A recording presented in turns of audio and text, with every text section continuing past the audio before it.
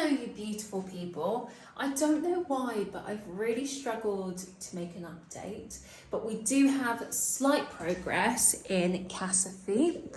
So all the light switches have been brought down, which is good.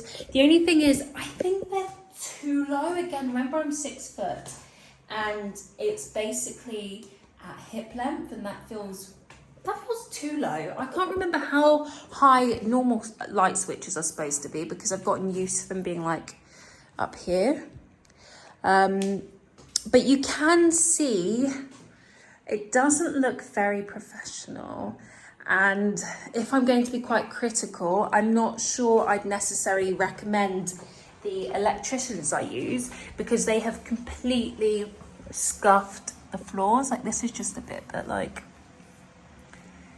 it's everywhere, and I won't show you the other room just because it's very messy.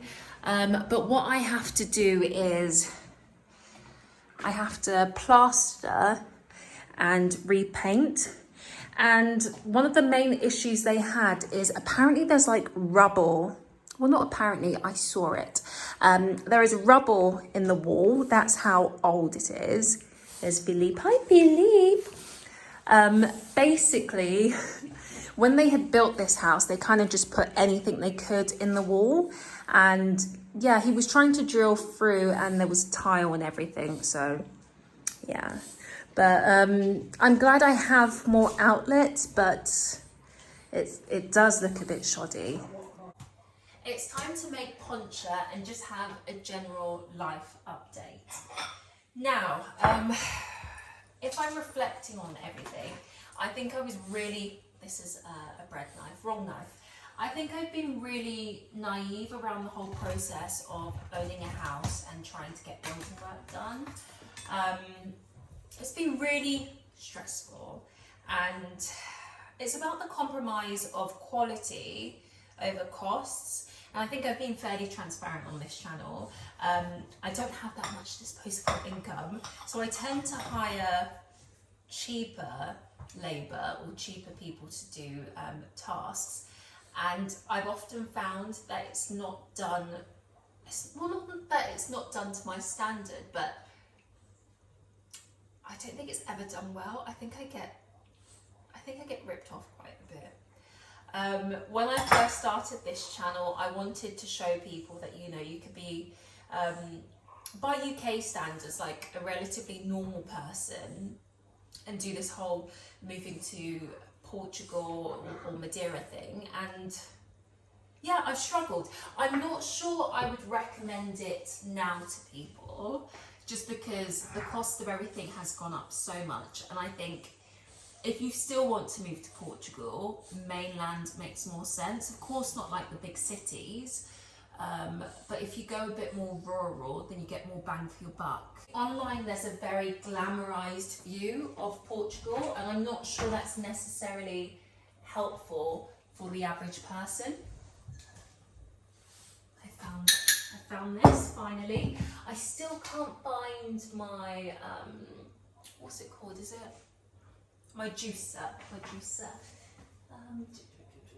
I can't find anything, so I'm just going to wing it and see if there are other creative ways we can make poncha.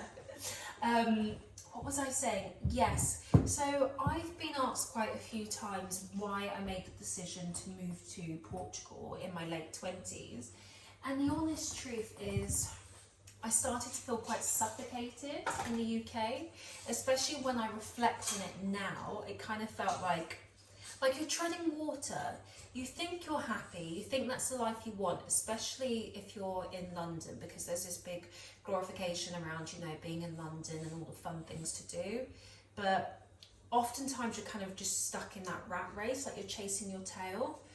And I found that since I've moved to Portugal, I just feel like I'm able to breathe. Like I feel calmer, I feel happier. I'm not sure about healthier, but I'm happy.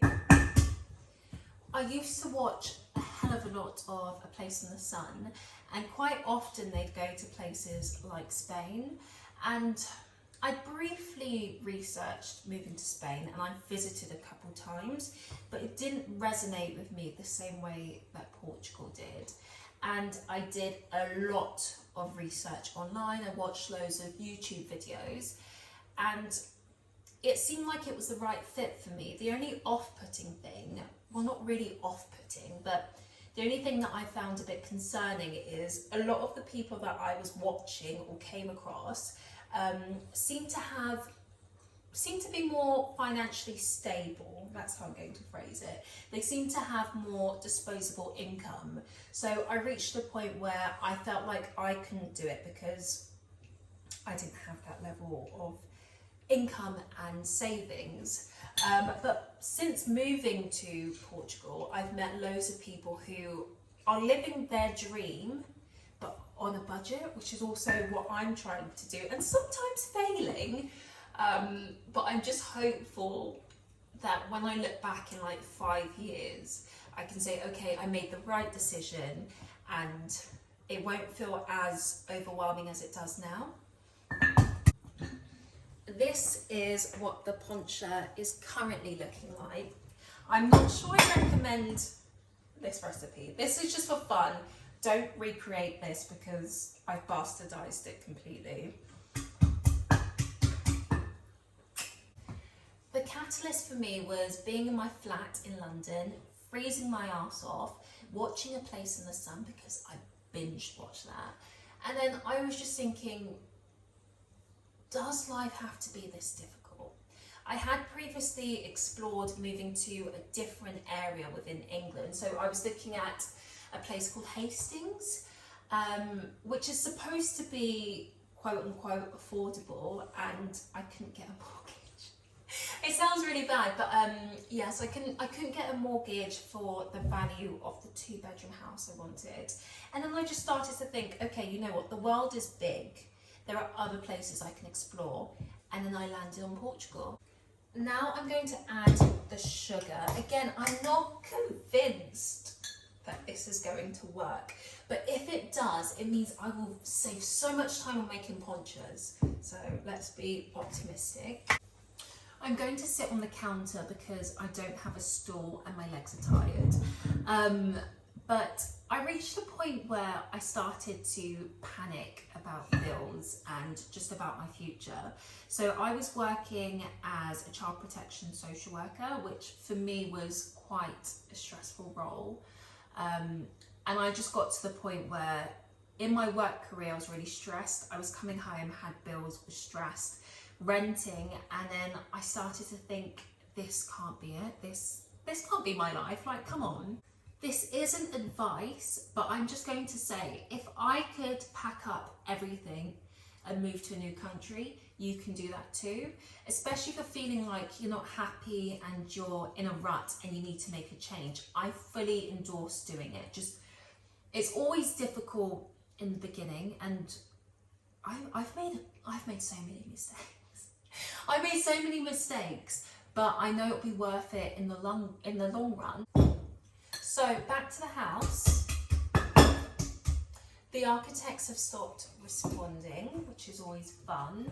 I feel like it's a big roadblock. So financially, I had all these grand plans. Well, not really grand, but so you all know I've had quite a few issues with the roof, and the plan was to flatten it and then kind of use it as a terrace, and you'd like have amazing views of funchal. With the roof in the sitting room, I also wanted to level that out because we seem to have some sort of woodworms or termites or something like that. And I got a quote from a builder. It was a very rough quote, but he said at least 120k. I don't know. I think I vastly underestimated how much things cost. So realistically, I'm just going to have to manage the house the way it is now. And I mean, it's not that bad. I have a roof over my head.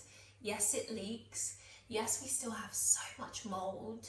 The cockroaches have slightly diminished. I don't know whether that's because it's kind of winter. Have a slight ant infestation, but it's all part and parcel of living on this beautiful island. As you all know, we have to have the fire water. I've finished cleaning up. Let's taste the poncha.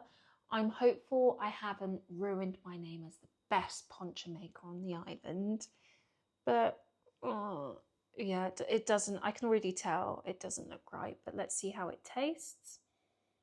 Smells strong. I think I put too much rum.